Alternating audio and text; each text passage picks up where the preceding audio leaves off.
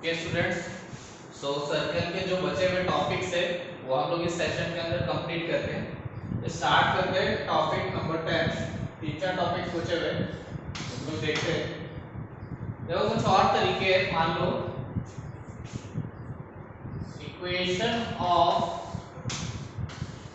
Cord निकालना है when its middle point is given. Middle point is given. जैसे कि मान लो अगर हम लोगों को सर्कल दे रखा है, ठीक है, इसके ऊपर मैंने मान लो इसका सेंटर है, इसके ऊपर मैंने ये कॉर्ड बनाया है, कॉर्ड ए बी।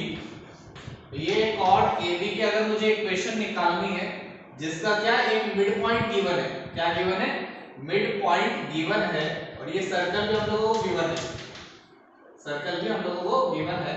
तो ये मिड पॉइंट क्या हो जाएगा, मिड पॉइंट हो जाएगा मान लो x1, y1 गिवन है, क्या गिवन है, x1, y1 गिवन है, और ये सर्कल की जो इक्वेशन है, सर्कल की जो इक्वेशन है वो अपन को गिवन है, that is x² + y² = a²। ठीक है, तो इसका सेंटर क्या हो जाएगा, 0, 0। तो अगर आप ध्यान से देखोगे ना तो इसको और मिडिल पॉइंट को कंस्ट्रक्ट करते तो ये परपेंडिकुलर होते हैं, यानी कि जो ये C और ये मान लो ये पॉइंट है P, ये CP पॉइंट का स्लोप होगा, slope of C, slope of AB, AB की बात करते हैं, AB का जो स्लोप होगा वो क्या होगा, वो होगा -1 upon slope of CP because they both are at right angles. So क्या हो जाएगा, -1 अपॉन स्लोप ऑफ CP। सही है, तो स्लोप ऑफ AB क्या रहेगा, तो -1 अपॉन स्लोप ऑफ CP क्या होगा, इसका स्लोप क्या होगा, y1 - 0 अपॉन x1 - 0। तो y1 - 0 यानी कि y1 ओनली, और x1 - 0 मतलब x1। तो ये क्या आ गया, ये x1 ऊपर गया -x1 अपॉन y1। ये क्या आ गया, ये आ गया स्लोप इसका ये लाइन, ये स्लोप किसका आ गया, ये AB लाइन का, और अपने पास पॉइंट तो है ही, तो कौन से फॉर्म से हम लोग इक्वेशन ऑफ लाइन निकाल सकते हैं, स्लोप पॉइंट फॉर्म से। तो क्या आ जाएगा, y - y1 = slope, that is -x1 upon y1 into x - x1 x। इसका यूज करके हम लोग क्या निकाल सकते हैं, ऐसे हम लोग क्या निकाल सकते हैं, equation of chord of equation of chord when its middle point is given. Okay, so this is another topic, छोटा सा टॉपिक और बहुत ही आसान टॉपिक, आराम से निकाल सकते हैं हम लोग। नेक्स्ट देखते हैं हम लोग,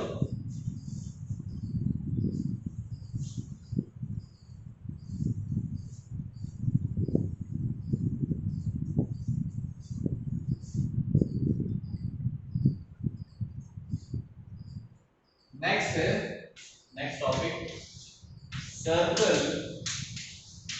थ्रू पॉइंट ऑफ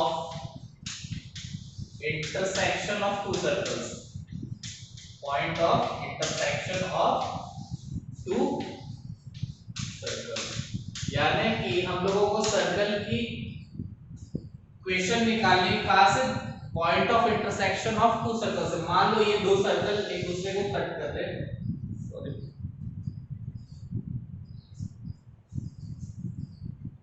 ये दो सर्कल, ये दोनों सर्कल क्या है, एक दूसरे को कट कर रहे हैं, मान लो S1 है और ये सर्कल है S2। ठीक है, तो पॉइंट ऑफ इंटरसेक्शन क्या है, एक तो ये और एक ये, तो इससे पास होने वाले इक्वेशन ऑफ सर्कल, बहुत सारे इक्वेशन ऑफ सर्कल आएंगे देखो इससे पास।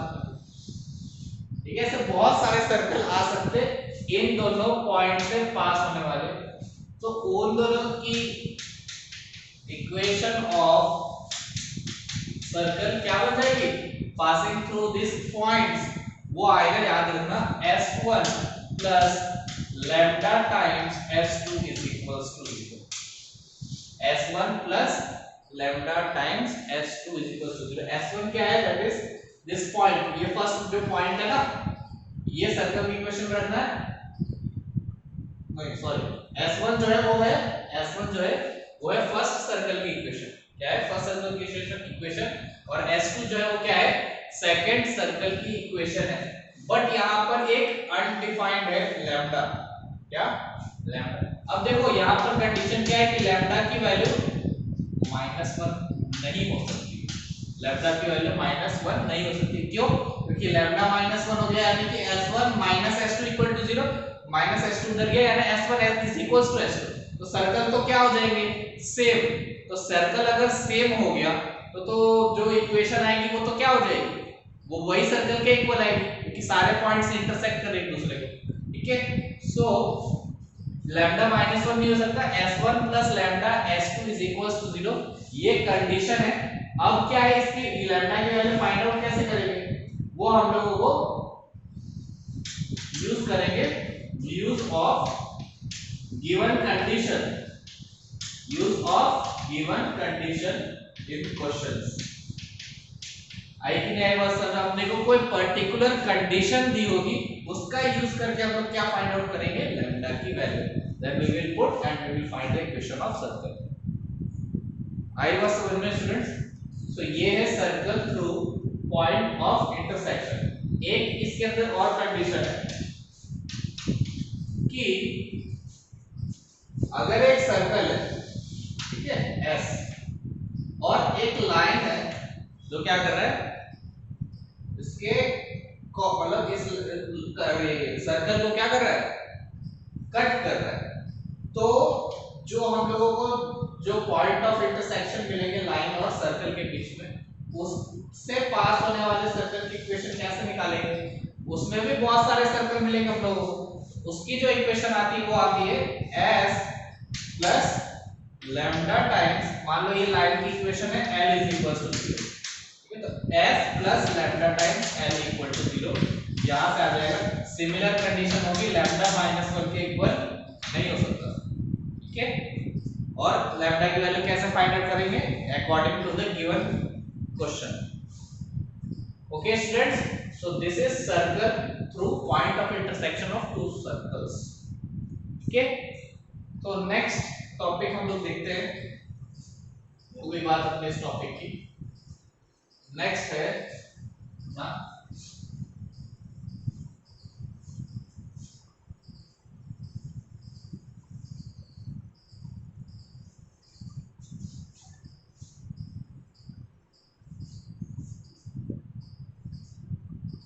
नेक्स्ट लिखो पॉइंट, इक्वेशन ऑफ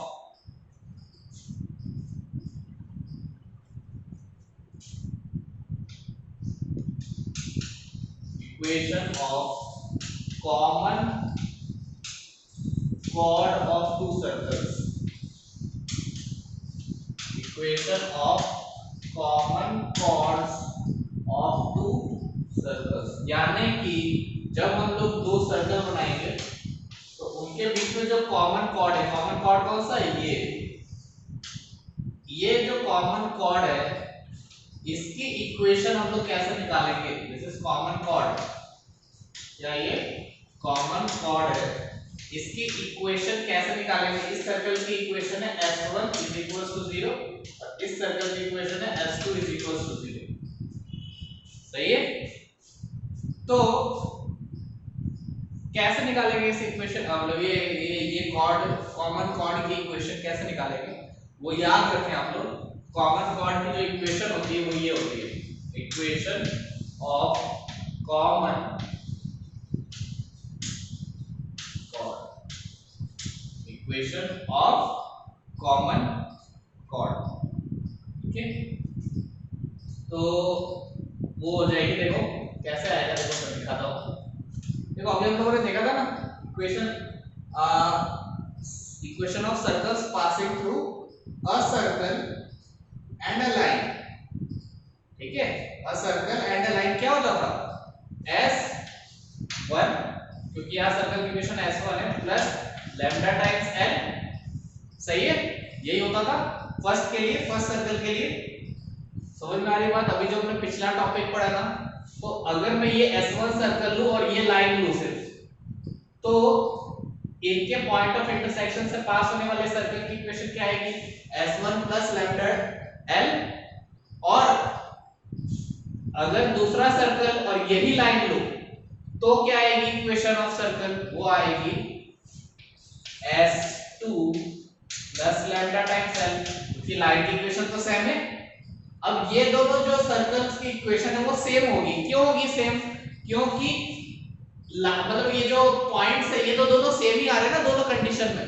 अब दोनों पॉइंट्स अगर सेम आ रहे तो वहां पे सर्कल बनने वाले सर्कल्स जो बनेंगे वो भी सेम ही होंगे, यानी ये जो इक्वेशन होगी और ये जो इक्वेशन होगी वो दोनों सेम होगी। तो देखोगे लैम्डा है कैंसिल हो गया, S2 उधर जाएगा तो क्या आ जाएगा S1 minus S2 is equal to 0। आई बात समझ में, तो ये आ गया इक्वेशन ऑफ कॉमन कॉर्ड। अब S1 अगर मान लो S1 जो है इधर लिख देता मैं, S1 जो है वो ये x² plus y² plus 2g1x plus 2f1y plus c is equal to 0। और S2 जो पॉइंट है वो है x² plus y² plus 2g2x plus 2f2y plus c is equal to 0। क्या होगा, दोनों को सब्ट्रैक्ट करना पड़ेगा। तो दोनों को अगर सब्ट्रैक्ट करोगे S1 और S2 को, देखो x² minus x² cancel, y² minus y² cancel, 2gx minus 2g1x minus 2g2x plus 2f1y minus 2f2y plus ये c1 c2 ले लो, c1 c2 तो प्लस क्या आ जाएगा c1 minus c2 is equal to 0। सही है, तो ये आ गया क्या हम लोगों का equation of common cord, that is 2x common ले लेता हूं तो आएगा g1 minus g2 plus 2y common लिया तो f1 minus f2 plus c1 minus c2 is equal to 0। तो ये क्या आ गया अपना equation of common chord to the circle. आई कि नहीं आई बात समझ में स्टूडेंट्स, ठीक है। तो इस तरीके से हम लोग क्या निकाल सकते हैं, कॉमन कॉर्ड की इक्वेशन निकाल सकते हैं to any given circle. Next and our last topic वो है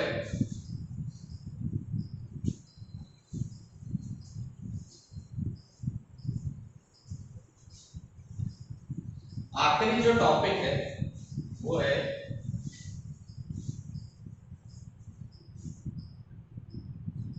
our last topic, angle of intersection of two circles, angle between intersection of two circles, intersection of two circles.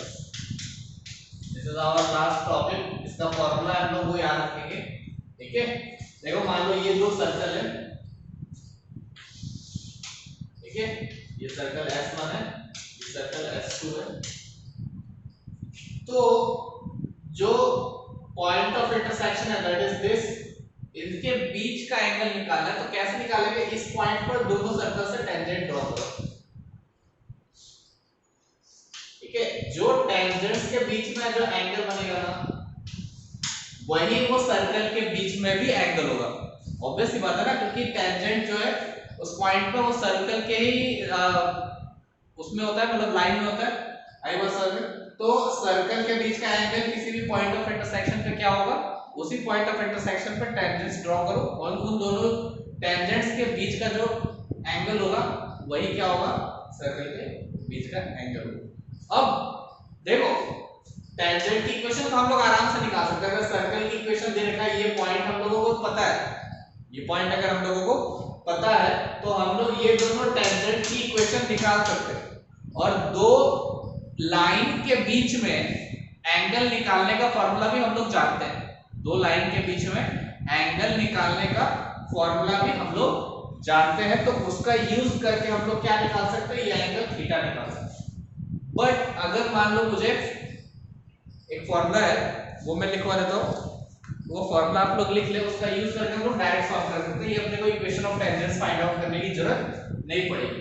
तो लिखो क्या है फॉर्मूला, वो है, मान लो अपने सर्कल फर्स्ट की इक्वेशन है x² + y² + 2g1x + 2f1y + c1 = 0, और s2 का इक्वेशन है x² + y² + 2g2x + 2f2y + c2 = 0। अगर ये दोनों सर्कल की इक्वेशन है तो वो जो एंगल है वो किसके इक्वल होता है, वो होता है, याद रखना, होता है 2g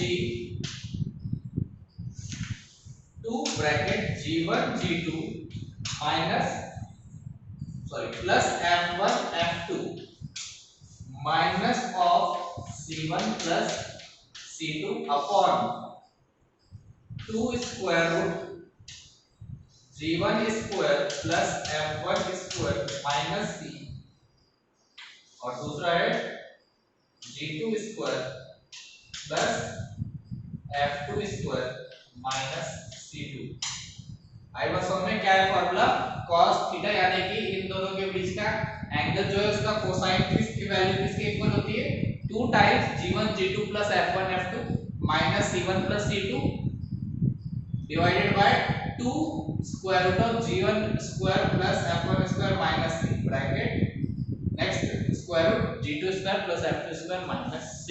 ठीक है, इसको अगर थोड़ा और सिंपलीफाई करें तो जो cos थीटा की वैल्यू होती है वो होती है r1 square plus r2 square minus plus d square upon देखो 2, ये जो है देखो ये रेडियस 1 है, क्या है, रेडियस 1,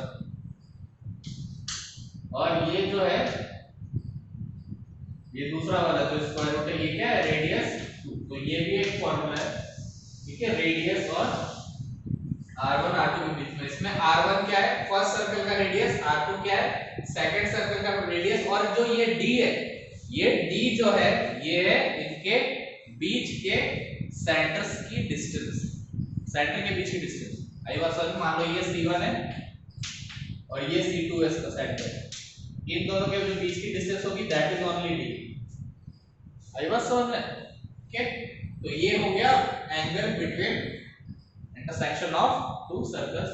तो ये फार्मूला का यूज करके हम लोग क्या कर सकते हैं, फाइंड आउट कर सकते हैं।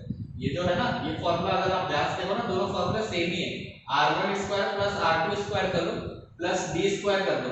d अपन जानते हैं ना क्या होता है, ये d माइनस g1 है माइनस f1 है, और ये क्या है माइनस g2 है माइनस f2 है, ठीक है। तो d स्क्वायर क्या हो जाएगा, c1 और c2 के बीच की डिस्टेंस, वो हम लोग किससे निकाल लेंगे, कौन से फॉर्मूले से निकालेंगे, दैट इज कौन सा फॉर्मूला है अपना पास, डिस्टेंस फॉर्मूला, किससे, डिस्टेंस फॉर्मूला। तो डिस्टेंस फॉर्मूला से d आ जाएगा, तो उसका स्क्वायर भी ले सकते हैं। r1 स्क्वायर और r2 स्क्वायर का अपन को पता ही है क्या है, यही तो है, ये वाला r1 स्क्वायर इसका स्क्वायर हो जाएगा और r2 स्क्वायर इसका स्क्वायर हो जाएगा। तो तीनों का अगर तुम ऐड करोगे ना तो यही वैल्यू आएगी। अरे कि नहीं आएगा, असल में कौन सी वैल्यू आएगी, यही वैल्यू आएगी। ठीक है स्टूडेंट्स, आई बात समझ में। तो ये हो गया अपना angle between intersection of two circles. So इसी के अंदर एक और चीज है, वो भी हम लोग देख लेते हैं, that is condition of orthogonality. क्या है, कंडीशन ऑफ ऑर्थोगोनैलिटी, वो क्या है देख लेते हैं हम लोग।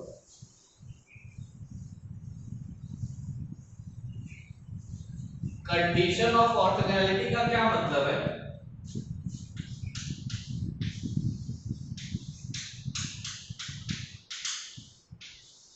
कंडीशन ऑफ ऑर्थोगोनैलिटी,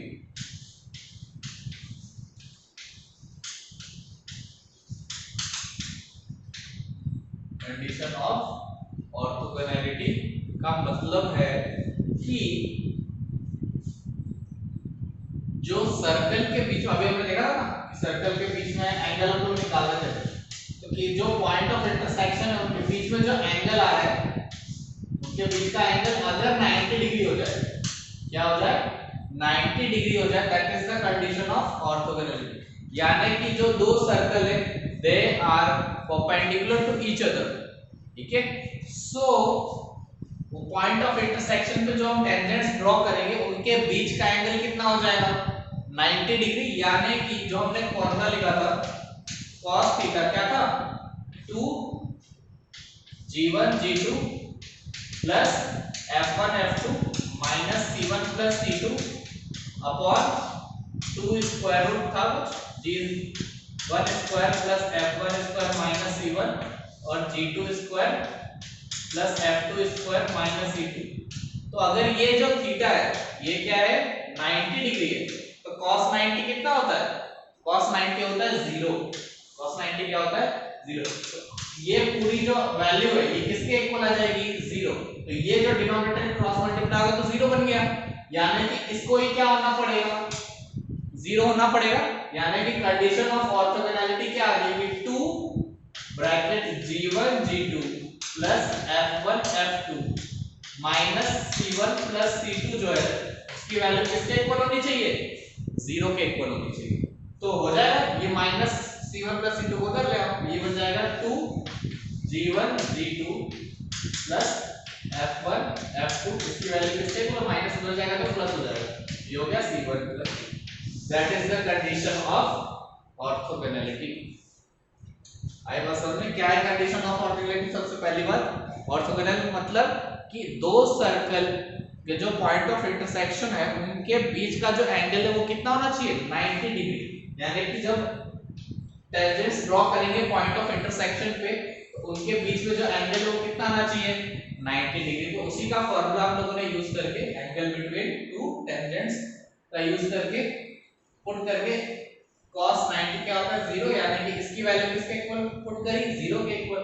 तो क्या आ गया condition 2 bracket g1 g2 plus f1 f2 is equals to क्या हो जाएगा c1 प्लस c2। आई बात समझ में। सो this is all about the chapter circle. तो हम लोगों ने काफी चीजें पढ़ी सर्कल के अंदर, सब टॉपिक्स हम लोगों ने कवर अप कर लिए। अब हम लोग क्या करेंगे, हम लोग देखेंगे प्रैक्टिस शीट जो आप लोगों को दी गई है प्रैक्टिस शीट, वो हम लोग सॉल्व करेंगे, बट हम नेक्स्ट सेशन में सॉल्व करेंगे। ठीक है, इस सेशन के लिए हम लोग इतना ही रहने देते। Okay students, so thank you so much. मिलते हैं हम लोग अगले सेशन के अंदर with practice sheet of this chapter circle. Thank you so much.